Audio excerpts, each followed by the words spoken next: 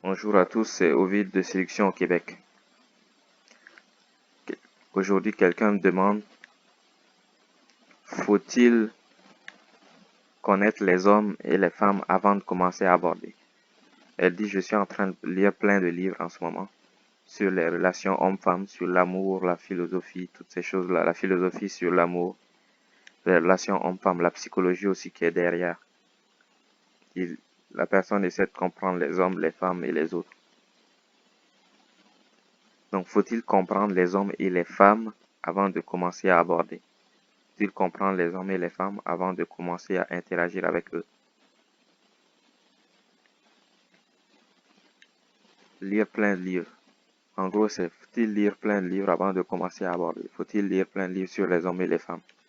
Parce que lire des livres et comprendre, c'est différent. Tu peux lire les livres sans comprendre.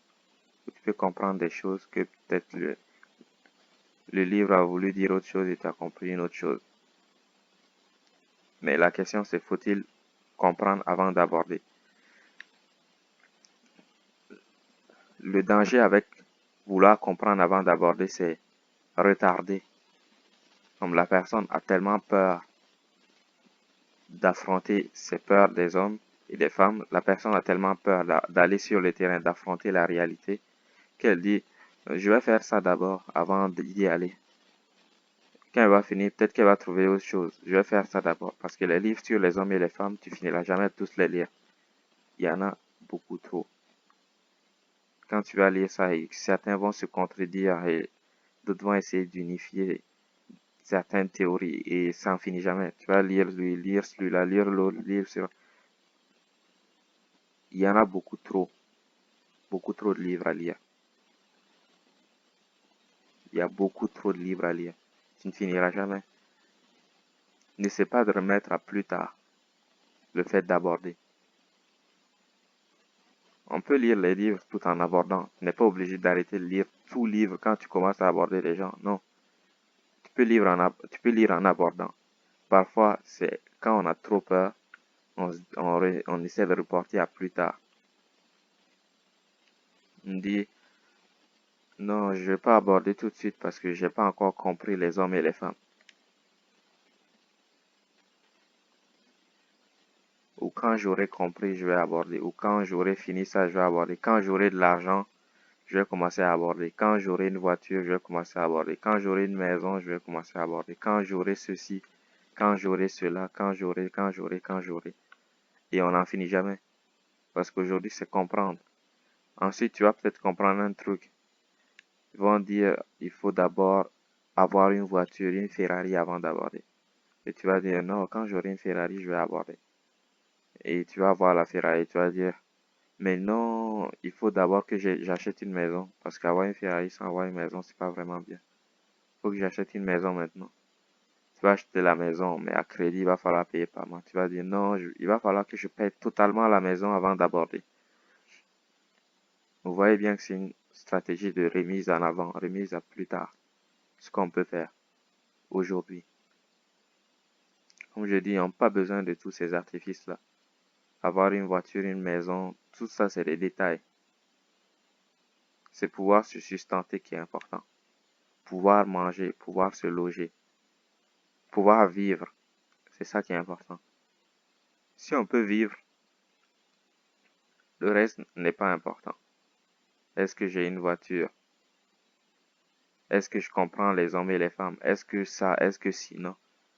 Pouvoir se sustenter, ça c'est important.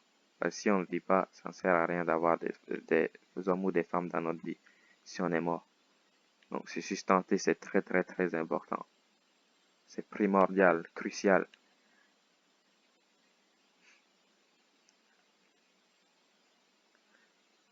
Et dès qu'on peut sustenter, on peut commencer à aborder. Et on va apprendre sur le terrain. On va apprendre sur le terrain. Et l'apprentissage sur le terrain sera un peu mieux inscrit dans notre ADN que ce qu'on va lire dans les livres. Parce que quand tu lis, c'est fini. Tu n'as pas appris par cœur.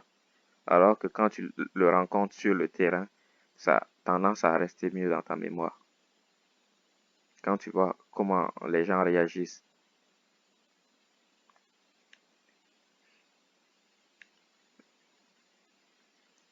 tu vois que quand tu dis salut, certains vont passer en faisant semblant de ne pas t'avoir vu. D'autres vont dire salut et continuer. D'autres vont fuir ton regard. Certains vont accélérer quand tu vas leur dire salut pour te dépasser très rapidement.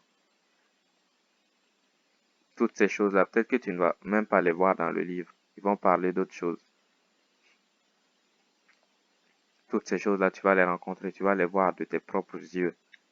Toutes les choses dont je parle, tu vas pouvoir les rencontrer, les voir. Et ce n'est pas en lisant que tu vas voir ça.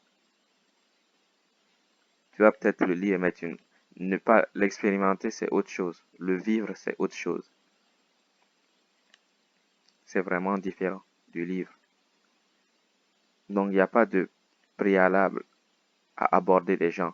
Dès que tu peux sustenter, tu peux vivre convenablement.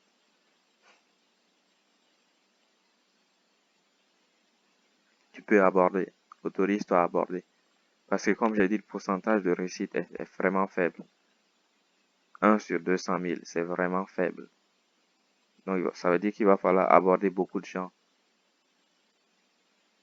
Il se pourrait que tu tombes sur quelqu'un que tu aimes bien maintenant. Et comme le truc, c'est de tomber au bon endroit, au bon moment. Au bon endroit, au bon moment. Au bon moment pour toi, mais aussi pour la personne. Si quelqu'un a passé une mauvaise journée, même si elle pourrait être désirée, peut-être qu'elle ne va pas te donner la même réponse que si elle avait passé une bonne journée. Au bon endroit, au bon moment, ça veut dire qu'il faut tester beaucoup de fois. Il faut aborder beaucoup de gens. Beaucoup, beaucoup de gens. Ne reste pas là à vouloir lire des livres d'abord. Comme j'ai dit, aborder tous les jours. Dès qu'on sort, on peut dire salut. Même si on n'aborde pas, on peut dire salut aux gens. Au moins, interagir avec des gens tous les jours. Interagir avec des gens tous les jours. Ou un autre problème avec les livres, ça peut biaiser notre vision du monde. On va commencer à avoir une certaine vision des hommes ou des femmes. Et on va dire non, ça sert à rien de les aborder parce que ouais, il y a ça.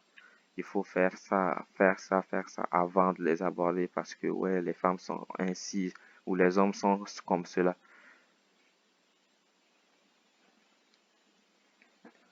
Non, ou on va commencer à se poser des questions qui ne sont pas pertinentes dans notre situation.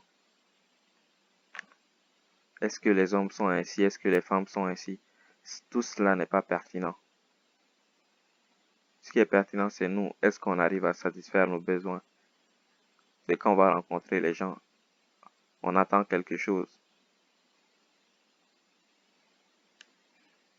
Il y en a qui veulent peut-être trouver une personne avec qui ils vont pouvoir fonder une famille ou trouver quelqu'un avec qui ils s'entendent bien pour satisfaire leurs besoins affectifs et sexuels. Et cette personne-là, on ne va pas la trouver dans les livres. Il va falloir aller parler à beaucoup de gens, beaucoup de gens. Quand je dis beaucoup, je vais vraiment dire beaucoup. Ça ne va pas venir du jour au lendemain. Ça ne va vraiment pas venir du jour au lendemain. C'est pénible, vraiment pénible. C'est pénible à faire. Donc, et plus on aborde, mieux on pourra aborder. On va pouvoir combattre la peur, éliminer cette peur d'aborder là, éliminer cette peur d'aller vers l'autre, éliminer cette peur de l'autre. On va l'éliminer au fil du temps, à force d'aborder, on va finir par la diminuer et finir par l'éliminer. Mais si on attend d'avoir une Ferrari d'abord, d'avoir $1 million dans notre compte, ça veut dire qu'on repousse à plus tard le fait d'éliminer cette peur-là. Peut-être que le fait d'éliminer cette peur va pouvoir nous aider à acquérir la Ferrari ou à acquérir les $1 million. Parce que la drague, ce n'est pas seulement les femmes, c'est surtout, ou les hommes, c'est surtout nous qu'on développe. Éliminer la peur de dire ce qu'on veut, pouvoir mettre ses limites, pouvoir faire ceci, pouvoir faire cela. C'est important. Ça sera important dans d'autres sphères de notre vie. Donc la question c'est, faut-il lire les livres sur les hommes et les femmes et essayer de les comprendre avant d'aborder? Non. Commence à aborder, tu vas apprendre sur le terrain, tu vas voir les choses par toi-même. Et ça va éviter que tu sois biaisé par certaines idéologies qui peuvent être transmises par les livres. Tu vas voir certaines choses qui ne sont pas réelles. Ou tu vas peut-être comprendre des choses qui ne sont pas, que l'auteur n'a pas écrit. Tu vas peut-être comprendre des choses qui ne sont pas écrites. Et ces choses-là, tu vas les voir comme ta réalité, vont devenir ta réalité. Tu vas te dire les hommes sont comme ça ou les femmes sont comme ça. Mais aller sur les terrains, aller voir les gens,